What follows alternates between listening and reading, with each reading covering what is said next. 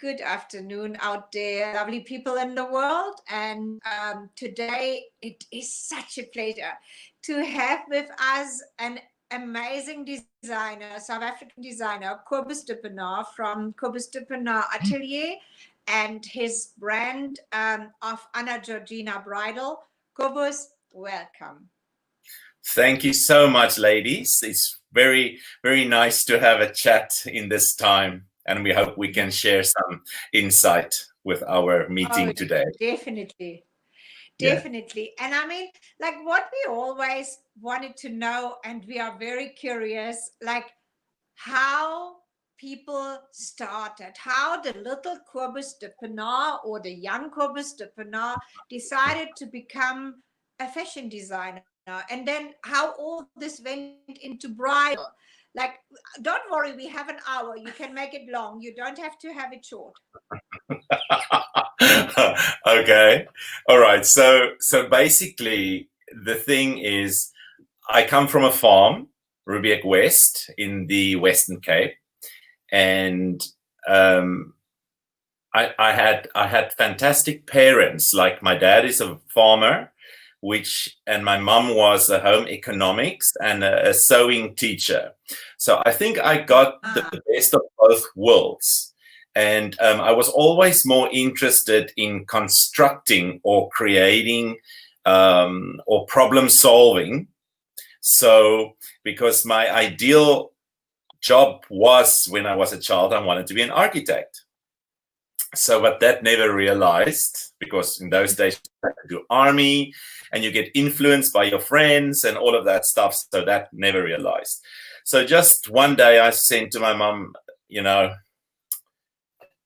let's do fashion. And she got the forms, and that's it. So that's how I got. So yeah, so I got the how shall I say, the backbone of my life comes absolutely 50% from my parents. The practical side from my father, the how shall I say, the urgency or the need to know construction and how things are made, and how, it's that hunger for knowledge. And then my mum with a finesse, because she was the city lady and my dad was the farmer. So there was the yin and the yang, the little bit on the rough side, and then the other one that was on the soft side. So I guess this is where we started. And then I studied, and then I went overseas and I studied corsetry. You studied in South Africa? Sorry? You studied in South Africa? Yes. I studied at the Cape Town Technikon in those days. I think the name has changed. I would be lying if I say what the name now is. No problem. And so, a lot of children takes like a gap year. And I went to farm in Scotland, believe it or not. And I found... And I found about this designer in London. To be honest to you, I know his name was George. He was I don't know what they call it when they get the seal from the royal household. They're allowed to make clothes for the Queen or her. Yes. So I was under him for 6 months for corsetry and hat making. So that was very interesting. And then I came back and I started my own business in Paarl. And I've been doing couture dresses since I was, I guess, 17, 18, 19, minus the army and the traveling. And that's how it happened. And how that then came into bridal? Was it just a very natural move, like from the, let's say, like normal couture? Like, what is normal couture? Is actually is an unword. There is no couture is normal, right? I mean, like, this is what people create. They have no clue what they say.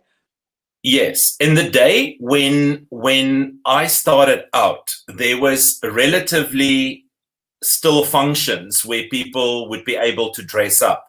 The political situation, the National Party the MPs, the LPs, all of those ladies, they dressed very well. You know, they had the hats, they dressed like they go to the Ascot. So, you know, that was fun. In those days, we could still do couture and get a relative good income from that. But the more the borders opened, the more the borders of South Africa opened, the more the people realized, but it's so easy to get stuff, especially brands. They started to let the craft, they neglected, I almost want to say, to recognize the craft that couture gives somebody, you know, a client or whatever. So for them, it just became easier to go overseas and buy Dolce and Gabbana, or because it just began, everything is so brand aware these days. So, and that's, and then I realized, but the only way that we will have the creativity is what is left of it is bridal, where a woman will let you in her personal space. They will let her guide by you to do something very special for a very special occasion. And that's how the change from couture to couture bridal came, because there was no option, because nobody wanted to pay a wedding dress price for a red dress, and there's actually no difference between the two. Okay. So from there, I mean, you are not only very well known in South Africa for your bridal wear. You are bringing your designs like to other parts of the world. Tell us about this step, and like, what did it mean to you? Like maybe the first contract that you signed with like a shop like that said, yes, I want your dresses. Like, what was this feeling? Or what was also, you said you had the urgency and like this from your dad's side, like what was the driving part like behind it to really say, you know what, I do not only want my designs to be available like here in this country, but I want them to also like be available somewhere else? And what is your mom actually part on your bridal selection? Okay, so this is quite a different chapter or a different story, because the Kobus Dippenaar and the Georgina doesn't have anything to do with each other, in a way that I only own the one business. So it started when I visited a friend in Australia, and I came back via Hong Kong, and I had 2 days layover in Hong Kong, and I needed to do something. And then the morning, under the door, newspaper, and in the newspaper it says Fashion Week, Hong Kong Fashion Week. So I thought, oh well, that would be a very nice, you know, day trip, you know, sightseeing. It would be nice to see what these people do. And I got there, and the first thing that I walked in is shoes. And I decided I'm going to do shoes. so I got to Germany, where my 2 best friends live, and he says to me, you know, I will invest, because how easy can it be? You have a product, you put the product on a shelf, you want it or not. There's no measurements and time that you spend with people. It is easy, 1, 2, 3. And so we invested in shoes. So we had about 500,000 pairs of shoes made. And we decided to go to Modatex in Essen, Germany. So this is how it started. And then we arrived with the shoes, and we flopped spectacularly for the first year. I'm sorry when I laugh, because you say it in such an amazing way. Like, you have to understand. You're devastated, right? Yes. You can still like sell off these shoes, right? No, we still have a few, but we sold. we sold a few, so we're good. And then what happened was, when we did the shoes, I decided, my mum, she never really liked her real name. Her name is Annette, but her passport name is Anna Georgina. So because she taught me and everything, I said to her, listen, I'm going to show you something, the power in a name. So I decided to use her name as an ode to her for what she taught me and how she helped me and all of that, right? So we arrived in Essen, and then a company there felt sorry for us a little bit. And they came over and we chatted, and he says, listen, you're not in the right place. You are too advanced, because the Germans follow, they don't lead. They want to buy brands that exist and that's already very strong. They don't want to buy new brands. But where you should be going is London. So, interesting enough, he decided to fund me again. This is now, at that time, my business partner. And so we went to London the next year. And we made back, in the first hour of that show, we made back all the money we lost. Wow. At the German show. Yeah. So this is so if it wasn't for these people who are so generous with their time and their energy and chatted, and it was nice, we would most probably have never been here. And then the first store that bought Anna Georgina was called Morgan Davies. And then they were in the top 3 bridal shops in the UK. Wow. And what was interesting is there was a lady working for Morgan Davies who studied clothing design with us. And after they bought the range, she came to say hello, and she came from the same college as where we studied. So it's such a small place sometimes. Yeah. It's incredible. I mean, kind of a fate, if you almost want to say. Yes. Right. Yes. Yes. And from there on, I'm sorry. I just want to say this because of the shoes, just one little thing. And I think this also shows how great you are as a person, because you're talking about this with such an ease now, which I'm sure at the time was really depressing and almost devastating, because it's a lot of money. It's a huge investment. It's a lot like at stake at the time when you actually want to be there and make money. That you say like that you have such a failure, but this failure really brought you to a point where you are right now. And I think that is something that is important for people also to know, that not every time that there is a failure at the end of the world, it is just something that will bring you closer to where you need to be. Yes. Well, we're all on a journey. Yeah. Right. We're all on a journey. And it's your decision if you wanna be depressed or whatever. There's always a second chance. But don't waste it. That's how I believe. That's how I believe. And so you must believe in yourself, whatever you do. And even if something like what you say fabulously like flops, there is another thing that maybe comes out. And I mean, we have the same like experience. Like we wouldn't sit here if our flower like begin would not have been very rocky. And I always say like this was the biggest disaster and the biggest success at one point, well, happens. Yeah, I mean, it happens. Yeah. Okay, Yeah. like take us from this London. What year was that actually? Like just like to put it in the right perspective. Okay, so we started with the shoes in Essen. The show was called Modatex. So we did 2009 in Germany.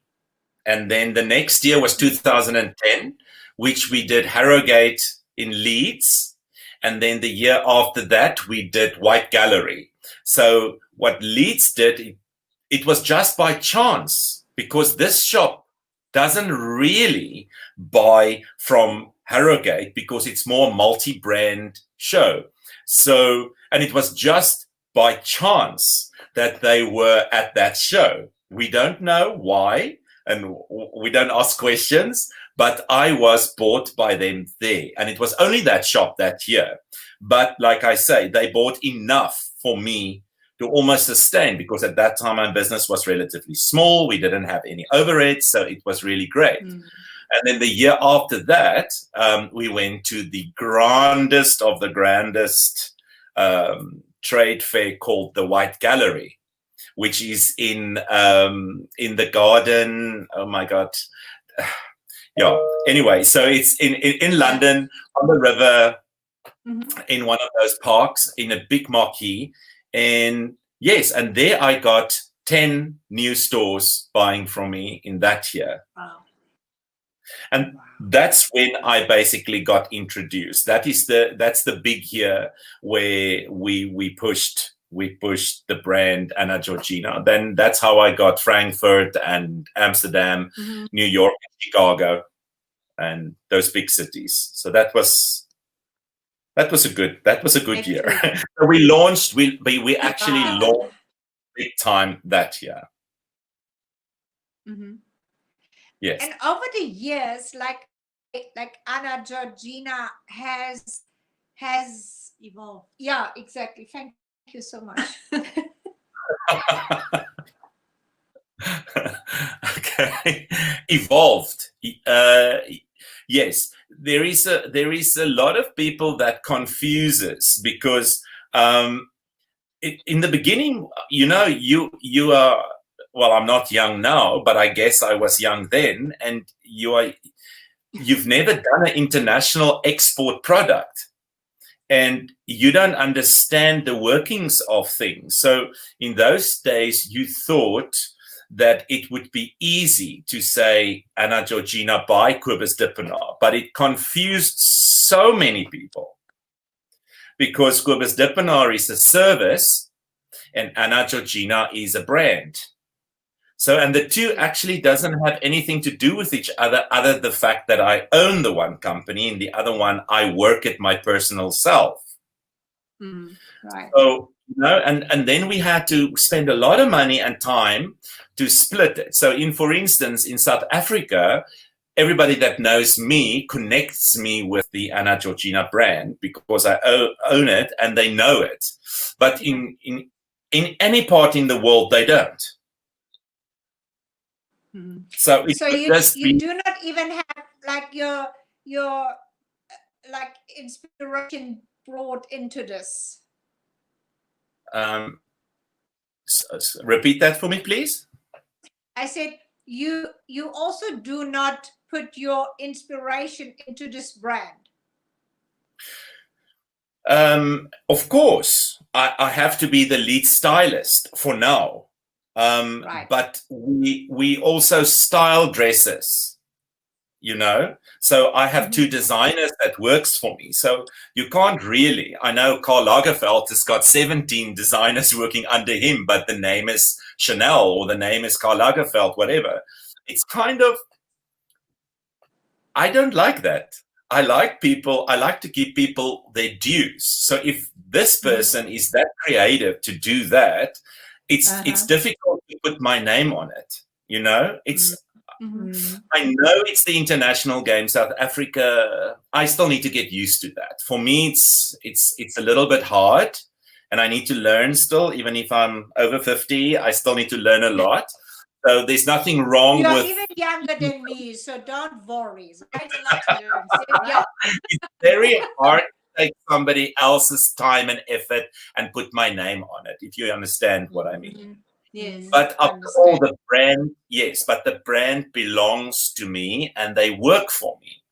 So I have to, and they know that. So they sign it off. And this is worldwide the way that it's done. But like I say, so I style it, they design, they make a dress, I approve, we make changes, and I put my stamp of approval on it. And that's how it enters into the collection. And sometimes one of the dresses after it's made, it doesn't even pass through for the collection.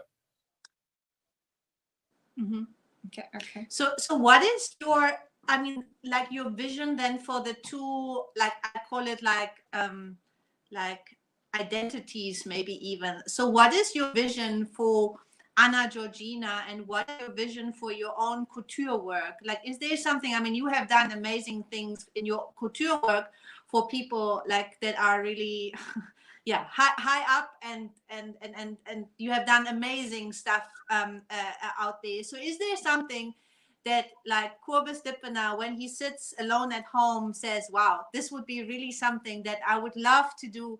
If someone would knock on the door, or if this person would walk through the door, I would love to like create something like for them. And the same way for then Anna Georgina. I mean, you have brought it international already. You have like you are like in different places already. But what is your vision for your brand?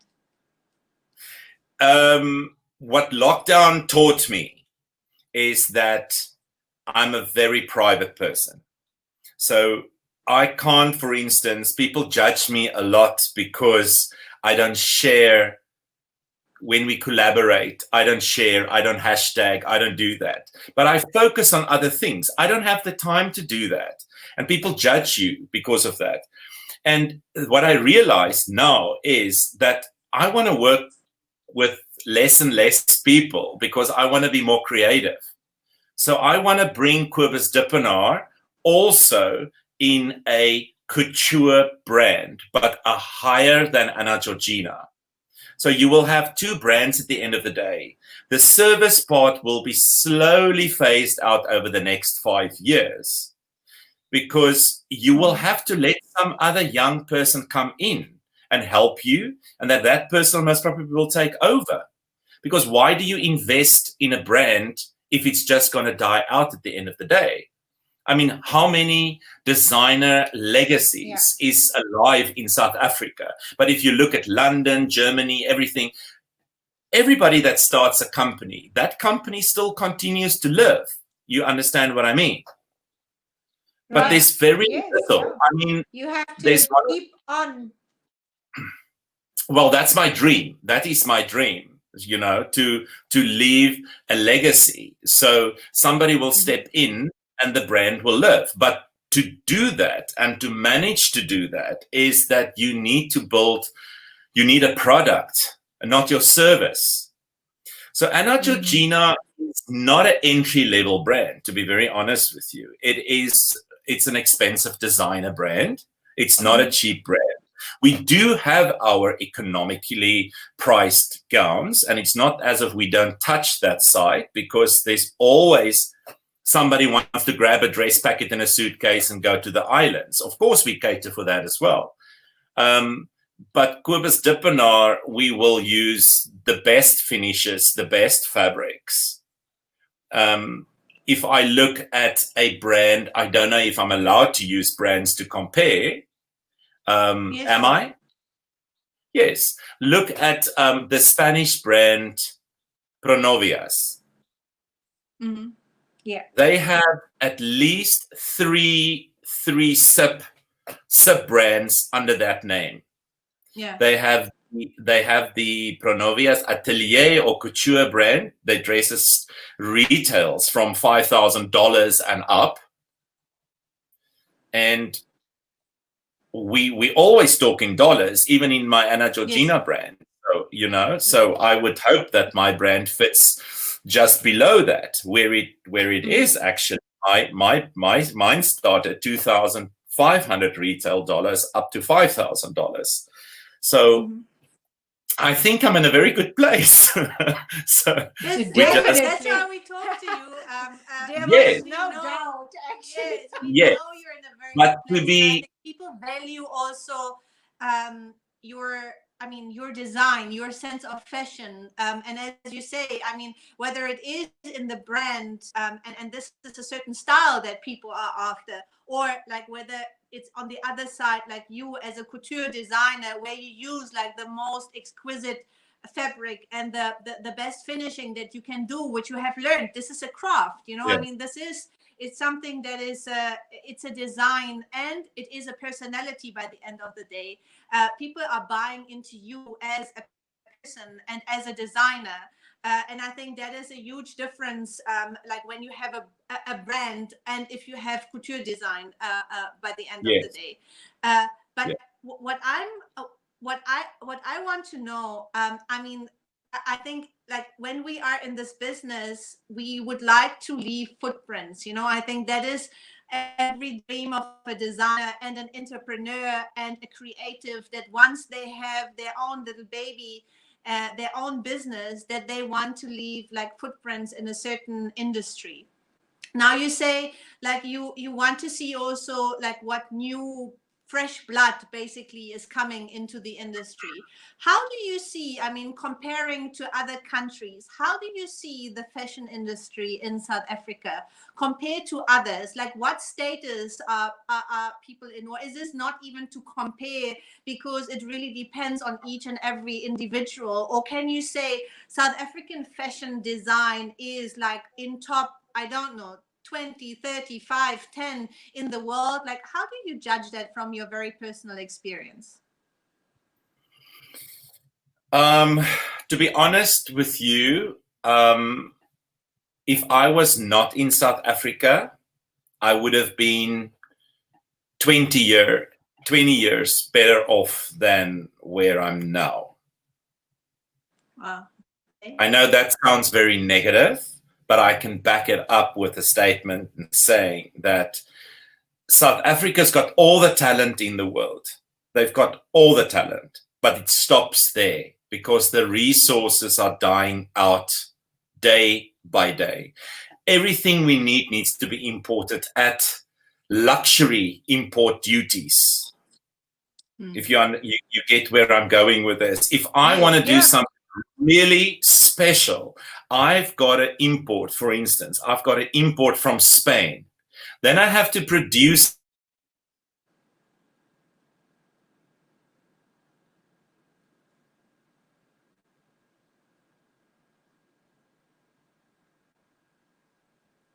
in South Africa, and I have to I don't know what happened there. No, You know, we hear you. We hear you. Yes. Are we good? I vanished there for a second.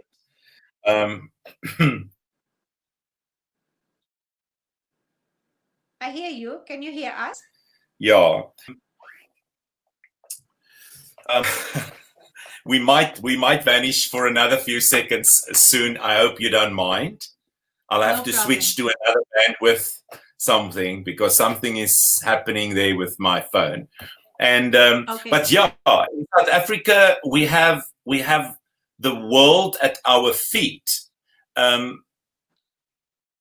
But magazines, but this is COVID now that did a lot. But before that, it's difficult. Our time is getting more expensive by the day. And people want our time and like for instance, I'm in the business for 33 years, but they want my services and my time for a dress with a price tag, which they can buy at a boutique. You understand what I'm trying to say? Yeah. So it's tricky. The balance between being a designer, a reputable designer, I would say, and then being market related, and then the future. I mean, putting all those things together, the picture is not very positive for me, for a business person in this country. Forget about a creative. Okay. I mean, like we've been a little bit in touch from time to time. So like I also spoke to you just like somehow at the beginning of lockdown, and you told me you are painting your house, and this comes now a little bit also with the information that your dad's dreams come true.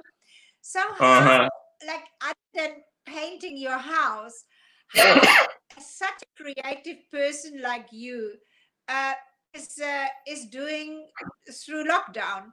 Are you feeling like your creativity is a bit on hold, or is it just opposite that you say like finally I have the time to do a lot of things what I have never had? You see, I love DIY. I love it. I love to fix stuff. Like I said to you, I was born with a mum and a dad with their own abilities. And from the age of 14 till I was 18, my dad taught us plumbing, electricity. I had woodwork at school, so I could do that. I can do a roof, I can do plastering, building, and skimming. So this is the things that I was can taught. we hire you? I mean, like, can we hire you? I would like to say I need all of this at one point. Yes. But then my grandfather was a businessman, and he said, it's all good knowing all these things, but if you never specialize, you will not get where you want to be in life. So you actually have to focus on one thing. But what I'm saying is, in COVID silence, when I was now at home and you're not allowed to leave, then what the hell can you do?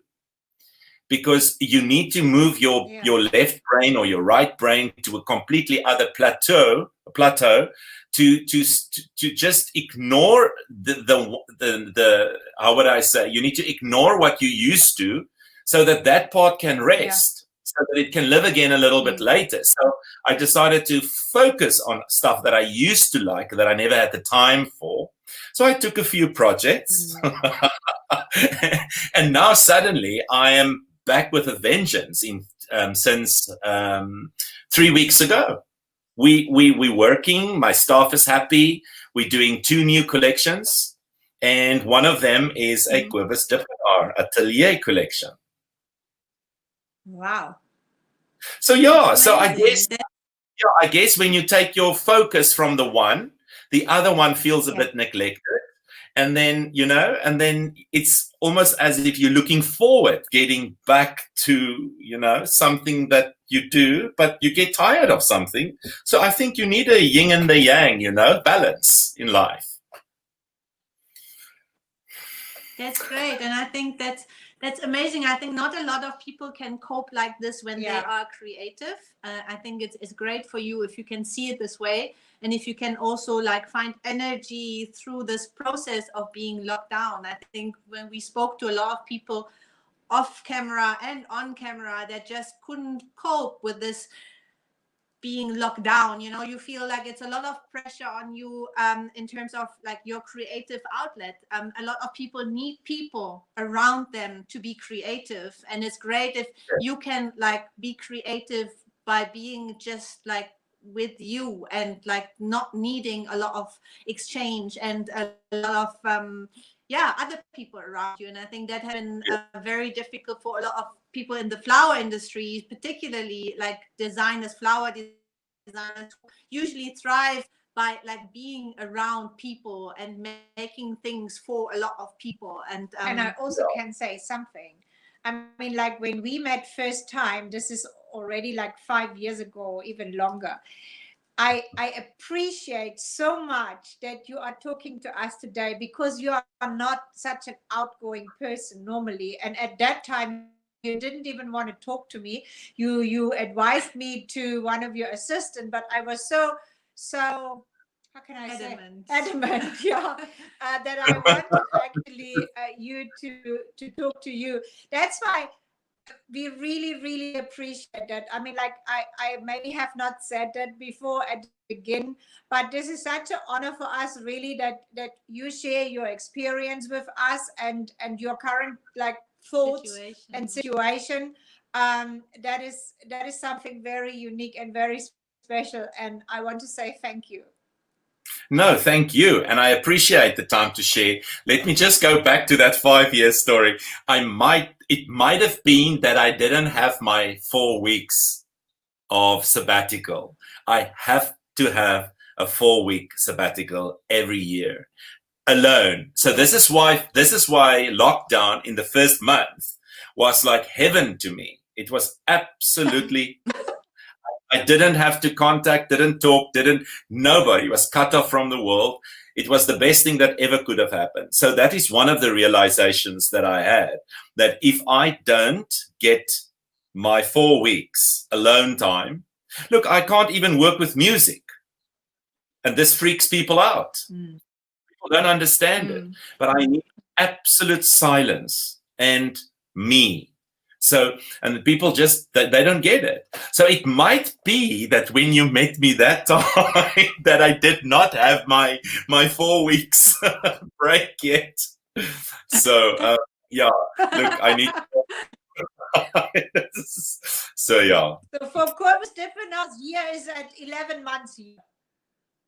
Well, there we go. I have only, no, actually not even 11, 10.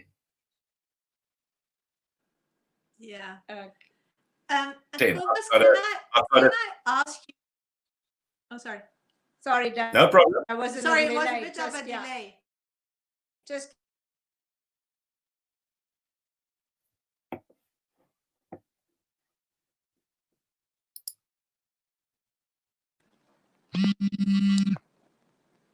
Are you still there? Yeah, I'm just worried. Can you hear me? Sorry. Yes, we just got a call in that was not expected. And that's why the connection was a little bit like Can you hear us still? interrupted. I'm just gonna switch.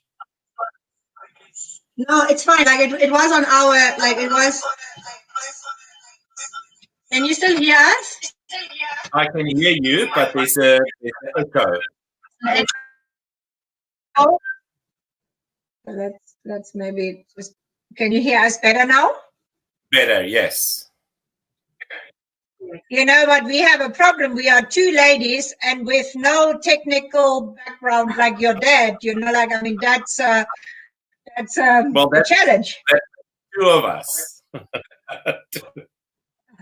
Everybody, that makes the unknown double, actually. Yeah.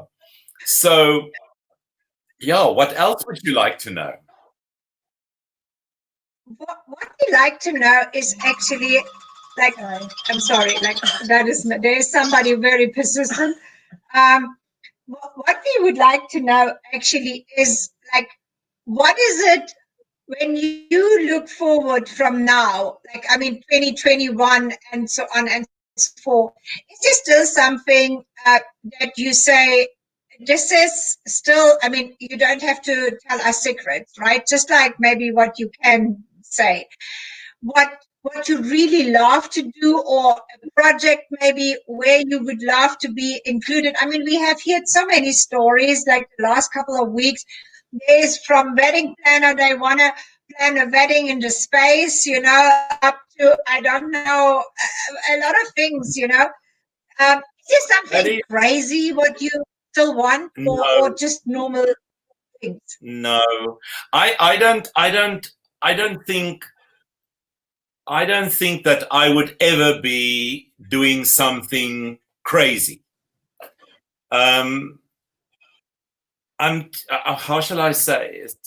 There's not a word for that in my mind right now. Yeah, it's going to be too tricky to try and figure that out. I'm going to waste some time getting on that name now. But I'm a very basic person, and for me, things needs to make sense to go on and forward. So, and you need to think, what would people want? And you can see the shift because I have relatively influential clients, and even there, the budget has started to change. Now, imagine over the whole world. Imagine you've got your entry level, your middle class, your upper rich, or your upper below, and then you get your super rich. You know, all these classes, and I think except for the top one, everything but except for the top one is going to change. That's right. Everything. You don't have a choice. Everything is going to change. So I guess we need to change. Also, change is also something that brings us movement forward. And I have said that a lot of times here, like all of us going through different like levels in their life, ups and downs and straight on. But my best ideas I always had in times when it was very difficult because I had to come up with a plan. I had to make something unique or get an idea to move on. And I think like at the time, not. But looking back, I always appreciated those difficult times more than the good times because something really special happened in my life. Well, this is what, we have to work with the special times, and we have to use those special times and that good energy, and we have to, and it's not necessarily the richest or the biggest.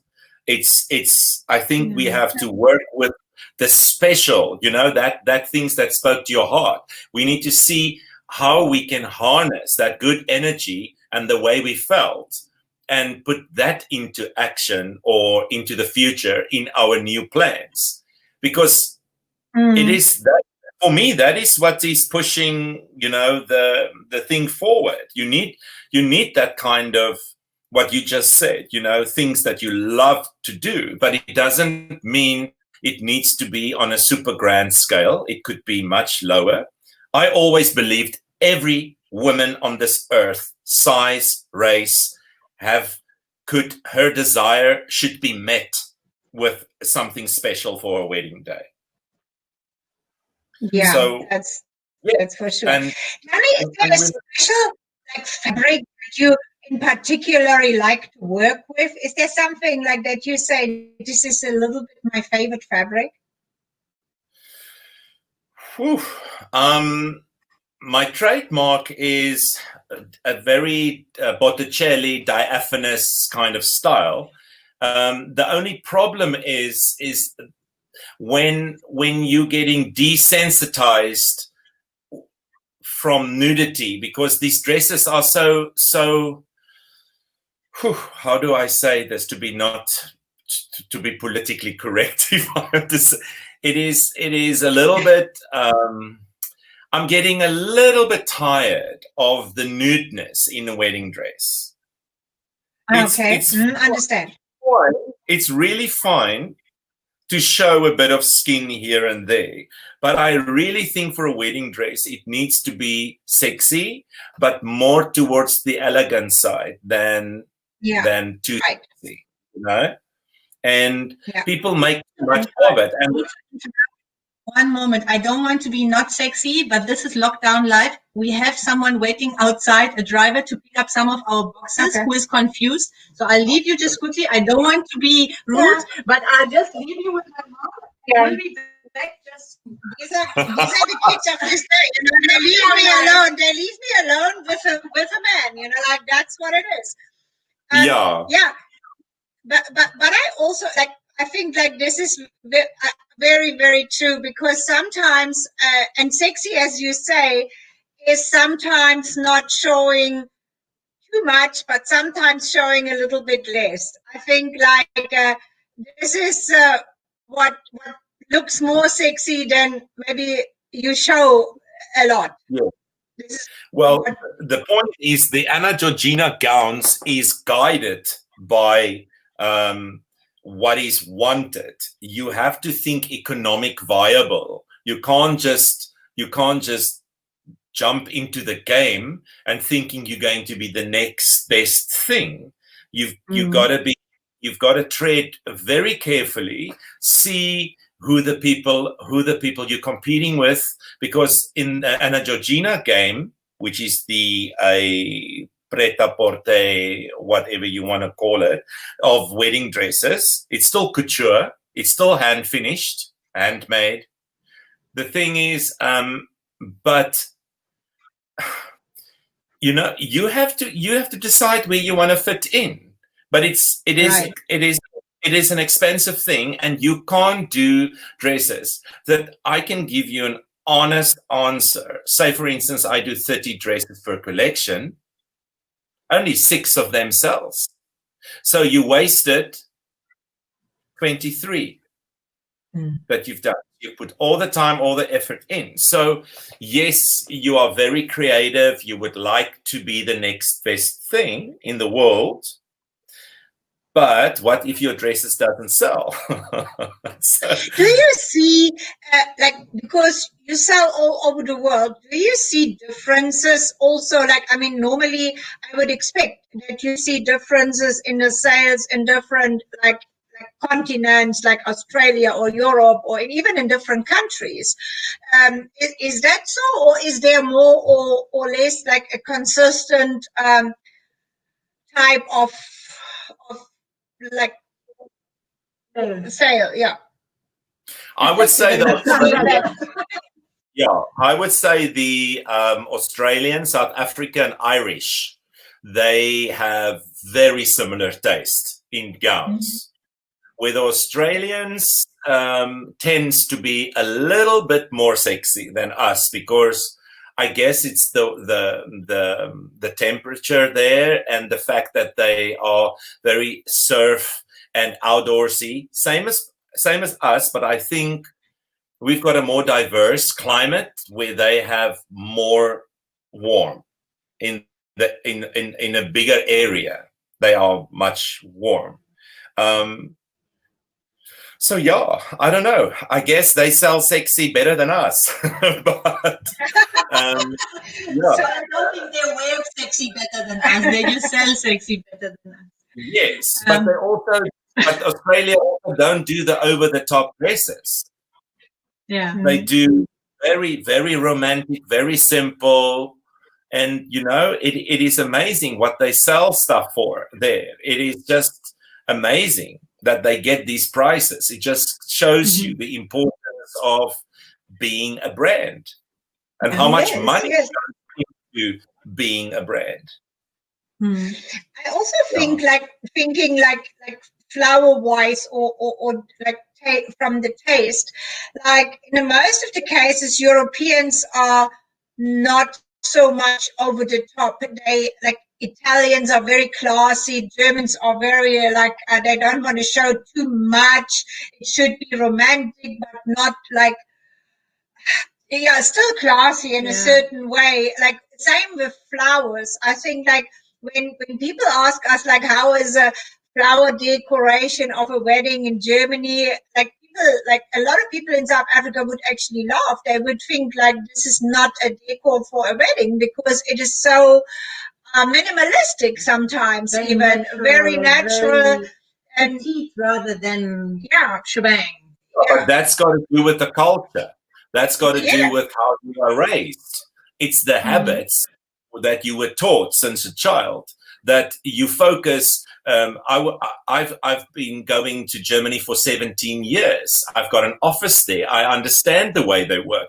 They would rather invest in a nice car or a home or extensive traveling or good holidays. For them, a dress or a big wedding is not as important as it is for a South African or an American or a British. They have other focus. They focus on other things. And the bride's mostly paying the whole wedding, or the couple pays for the whole wedding themselves. So there's nobody that pays for them. Like the different cultures, like a family, like throwing together a lot of money to make that work. You mentioned traveling, and I think like this is what we know. Also, we know Kobus likes to travel. Usually, if there's no pandemic and if there's no lockdown. I swear to God, if that flight is lifting, I'm going to be on top of that. Wherever it goes. So what would be like, if that's what I just wanted to know, like what would be your first like destination? Like where would you love to go right after this? Like is there some place, maybe either a place that you say I want to go back there, or is there also a new place which you right now maybe made plans for in the pandemic? You said, you know what, I want to go really there. This is what would really interest me. Oh my God, I can't say that on live. Okay, just say something else. Because both places is like the center of COVID. Mm-hmm. Yeah, I want to go back to Hong Kong, which is kind of my second city. I love it. I love Hong Kong. And then Then there is a second city in China, but this is where I do a lot of my business and buy a lot of my components for Anna Georgina. And then there is, but now my new where I really want to go is Kyoto in Japan. So that's where I really, really want to go after lockdown. So I want to know about your opinion about Japan when you go back. Like I still my on my bucket list is cherry blossom time in Japan. Like this is really something that I really want to see. Yes. And I enjoyed Japan very much, but I also found it in a certain way strange. Yeah, I wanted actually to say nicely, but it was the food is exceptional good. I mean, I love the food. Except for kimchi. No, that was somewhere else. That is Korea, and she's already traveling in Asia. Like that's why for me also I love travel. And this is the worst part right now. Like is like not being able to really like go out and make plans and like just to go into different places. I mean, now since I don't know what 2 days, we were lucky enough that the people said we can like do intra-provincial travel. So I'm really just also crossing my fingers and waiting for the day when they open the gates towards the airports again. But I don't want to leave it like that because it sounds like I'm very rude to Japanese people, and I don't want. I think Japan is such a unique place, fascinating, actually, really fascinating. But for me, the difficult was I'm a very outgoing person, like I'm very much, I read in people's faces, when we are talking to each other, we are used to read in people's faces, and a lot in Japan is like very much behind the face, there is a face, but it's not shown what the emotion is behind. And that was for me maybe the strange part. I needed time to adapt to that, like when you in the morning you sit in the metro and everybody is just like that, like there's no people smiling and things like that, and then I will love that. But that was strange for me. And at night you go with the same people in a karaoke bar, and there's just like it's completely different world, and that was for me like really that was the strange thing, like but you get used to it, and it was just for the begin. I had to adapt to that. I was maybe not too much prepared for the situation, but I loved it there. I really loved it. Yeah, and then after Kyoto, my next one on my list is Reykjavik. Reykjavik. Yes. Yeah, this is so a completely different inspiration. Yeah, that's my list for the next 2 years. Okay. And then in 2 years, we have another interview, and then we ask you like, tell us all about your travel tales. Wonderful. I've been to many places where it's too hot. Now I only want to travel to cold places. Yeah. And maybe we can also, Lapland is very cold. Like maybe that's something what we can recommend. I want to be on a sleigh. Yes. Yeah. With a big fur.